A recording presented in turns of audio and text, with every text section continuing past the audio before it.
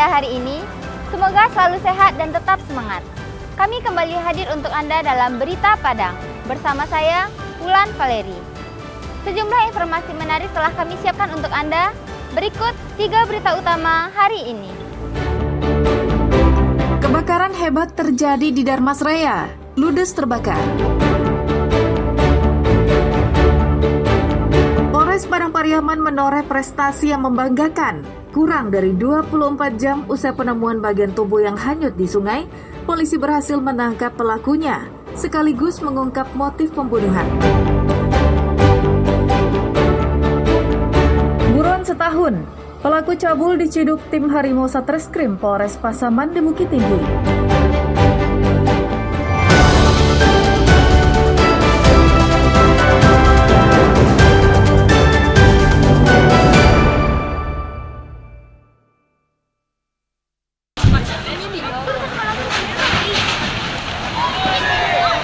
Dua unit rumah dan sebuah unit ruko yang terletak di daerah Padang Duri, Nagari 4 Koto Pulau Punjung, hangus dilalap si jago merah pada Sabtu malam pekan lalu.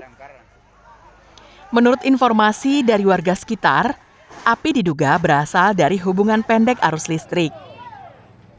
4 unit mobil pemadam kebakaran dan 1 unit tangki air bersih milik warga datang ke lokasi untuk memadamkan api.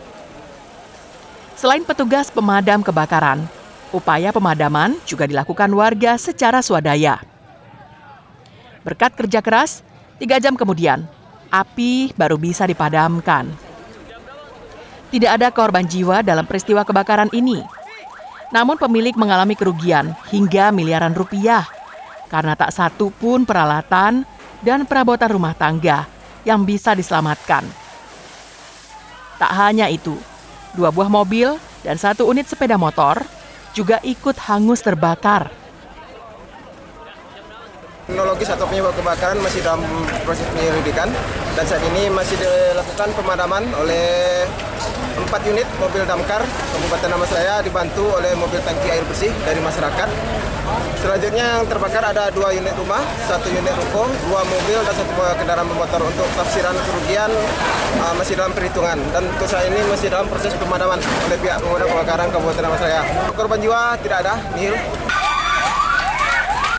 Selain di Darmasraya, kebakaran juga terjadi di Padang pada Sabtu siang pekan lalu. Namun yang terbakar adalah sebuah rumah makan yang terletak di kawasan Sitebah, pinggiran kota Padang. Dinas Pemadam Kebakaran yang memperoleh informasi meluncurkan 6 unit mobil pemadam kebakaran dan puluhan personel ke lokasi karena kebakaran terjadi di daerah yang padat permukiman. Berselang 1 jam kemudian, api dapat dipadamkan petugas dan kebakaran tidak merembet ke bangunan lain. Tidak ada korban jiwa dalam kebakaran ini, namun kerugian ditaksir mencapai ratusan juta rupiah. Yang terbakar satu rumah makan ini. Penyebabnya mungkin lagi diselidiki oleh pihak kepolisian. Unit kami turunkan lebih kurang 6 unit dengan 75 orang personel. Petugas pemadam kebakaran Padang mengimbau warga agar berhati-hati membuang puntung rokok atau membakar sampah, karena saat musim kemarau seperti ini, kebakaran bisa terjadi dengan mudah. Eko Pangestu dan Alfi melaporkan dari Darmasraya dan Padang.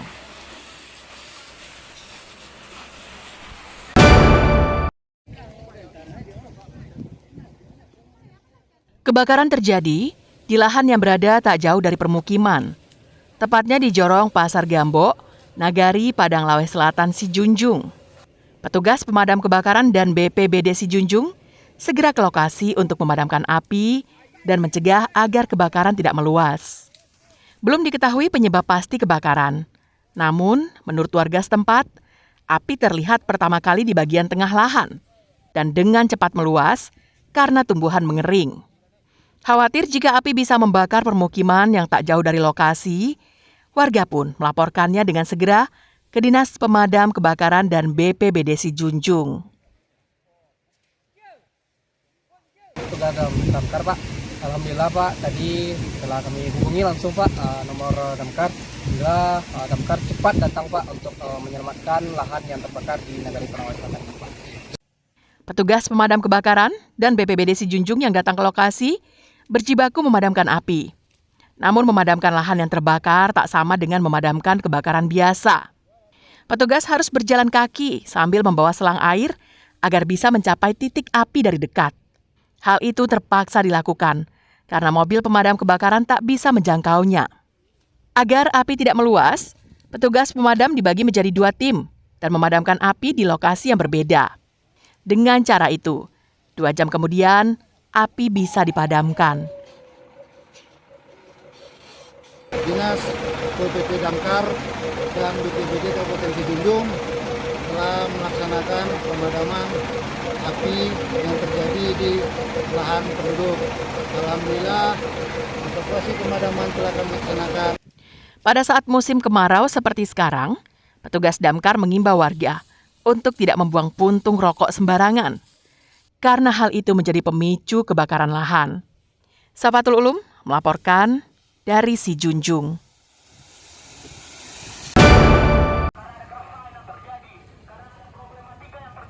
Puluhan mahasiswa dari berbagai perguruan tinggi menggelar unjuk rasa di depan Mapolresta Bukit Tinggi pada Rabu sore pekan lalu. Aksi dilakukan terkait adanya dugaan penimbun bahan bakar minyak ilegal yang meresahkan masyarakat dan mendesak polisi mengungkap kasus kebakaran di salah satu lokasi yang diduga sebagai tempat penimbunan BBM yang terjadi tanggal 18 Mei lalu. Kapolresta Bukit Tinggi mengajak para mahasiswa untuk masuk ke ruangan dan berdialog.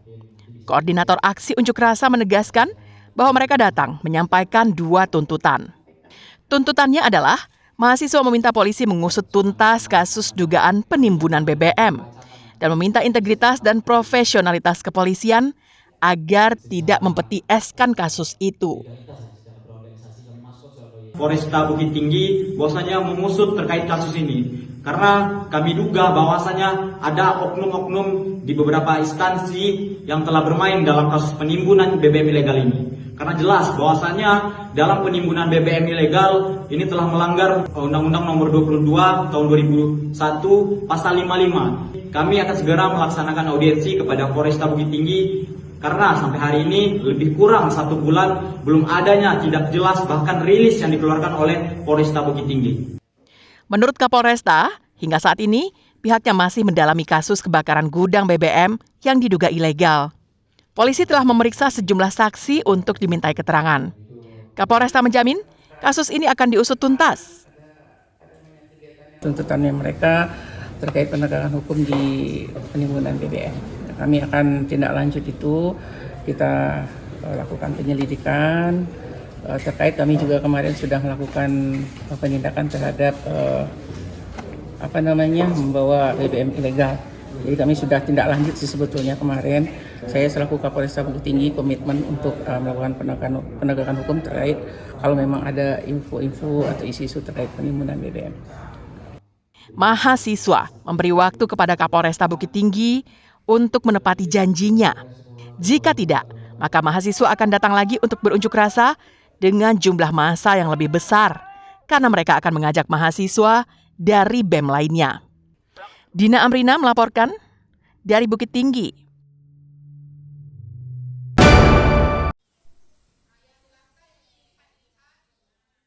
Mengubah limbah ban bekas menjadi barang bernilai diawali dari banyaknya ban bekas di kawasan Olo yang tidak terpakai.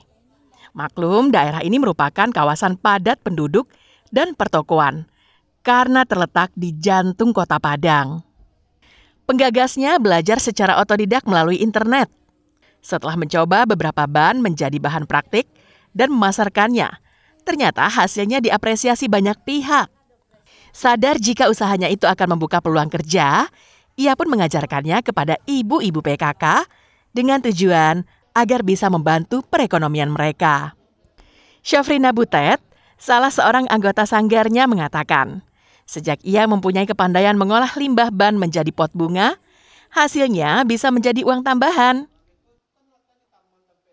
Dimulai kita membuat pot bunga ini kita potong-potong, dan cara membalikannya kita coba dari aplikasi handphone apa aplikasi yang dari itulah sampai kita ada sebelumnya kita ada juga jual tanah butuh pupuk, jadi penjualannya agak macet. Jadi kita pikir kalau pot digabung dengan tanah mungkin bisa jadi jual serentak. Untuk satu pot bunga dijual seharga Rp200.000. Sedangkan modalnya kurang dari Rp10.000 yang digunakan untuk membeli cat, paku, dan pisau pemotong. Untuk pendapatan kita itu tuh tidak ada merasa berkurangnya, itu lebih ke hati nurani. Lebih banyak orang yang mengetahui keterampilan ini, mungkin lebih ada maknanya dan berkahnya dari Tuhan. Ketua PKK setempat mengatakan, sejak mempunyai prospek yang bagus, banyak ibu-ibu yang mau berlatih. Ia berharap dinas terkait juga memberikan perhatian agar kegiatan positif ini bisa lebih sempurna. Perhatian yang dimaksud berupa memberikan pelatihan, mencukupi sarana dan prasarana. Kami berharap pemerintah bisa memfasilitasi kami melalui berbagai pelatihan yang bisa menambahlah sarana-prasarana dari kelurahan ini.